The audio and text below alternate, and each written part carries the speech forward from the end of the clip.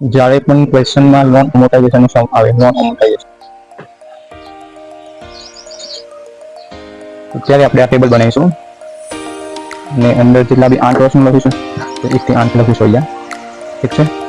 beginning amount, installment, interest, principal and last balance remaining. Okay, એમાં જોઈશું આપણે કે લોન 50 લાખ આપેલા છે, ઇન્ટરેસ્ટ 10% અને યર 8. સ્ટેપ 1 જે ઇન્ટરેસ્ટ પર્સન્ટેજ ના આપેલું છે ને એ પહેલાં નીકળશું. Step 1 interest divide by 100. તો અહીંયા 10 100 બરાબર 0.1. સ્ટેપ 2 જે બી આન્સર આવ્યો ને આપણે પ્લસ 1 કરીશું દરેક સમમાં. આ સમમાં દરેક સમમાં જે બી આન્સર આવશે ને 0.1 પ્લસ 1 બરાબર 1.1. તો 1.1 બાય પહેલાં આપણે પ્લસ 1 કરે. હવે સેમ ડિવાઇડ 1 કરીએ. 1 ભાગ્યા 1.1 બરાબર 0.9090. દસમાં બીજું લઈએ આપણે 1 ભાગ્યા 1.1 આન્સર. બની ખબર 1 ભાગ્યા 1.1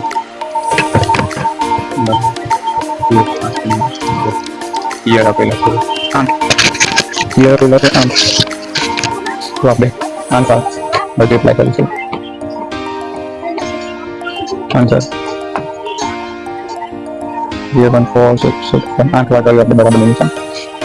હવે ડાયરેક્ટ જીટીને બતાવ બરાબર જીટીની ખબર પડી ફરીથી 1 ડિવાઇડ બાય 1.1 આપણે યર કેટલા 8 આપણે 8 વાર દબાઈશું બરાબર નહીં છે. 8 વાર દબાઈશું 1 ડિવાઇડ બાય 1.1 8 વાર દબાઈશું. 8 વાર બટન દબાઈશું બરાબરનું તો જવાબ આવશે 8. અને જીટીનું કેલ્ક્યુલેટરમાં જીટીનું બટન દબાઈશું એટલે આન્સર આવશે 5.3. તો જેટલી બી લોન છે લોન કેટલી છે 10 લાખ 50 લાખ લોન છે ડિવાઇડ બાય જીટીનું આન્સર 5.3 થી 5 કરીશું. 50 લાખ ભાગ્યા 5.3 થી 5 કરીશું તો આન્સર આવશે 9372. ઓકે, આ આન્સર આપણે અહીંયા લખીશું. આ આન્સર આપણે ઇન્સ્ટોલમેન્ટમાં લખીશું 9372. દરેકમાં સેમ આવશે. બિગનિંગ એમાઉન્ટ મતલબ ચાલુ થઈ ગયું 50 લાખ તો 50 લાખ આપણે અહીંયા લખીશું. ઇન્ટરેસ્ટ આપણે કઈ રીતે કેલ્ક્યુલેટ બિગનિંગ એમાઉન્ટ હોય ને બિગનિંગ એમાઉન્ટ ઇન્ટુ આર મતલબ 50 લાખ ઇન્ટુ 10% બરાબર 5 લાખ આપણે લખીશું 5 લાખ.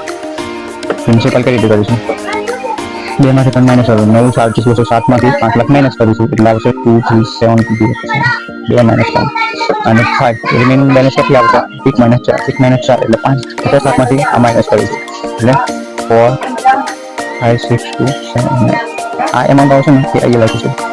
તો રિમેનિંગ મતલબ એન્ડિંગ એમાઉન્ટ છે ને બીજા વર્ષે ઓપનિંગ એમાઉન્ટ થાય 4 5 6 2 7 9 તો સેમ પ્રોસેસ લાસ્ટ સુધી કરીશું. પડી ખબર ટેબલ ટી કરવું હતું 10%માં 8 10%માં 8 દરેક આન્સર ડાયરેક્ટ ટેબલથી મળી જાય.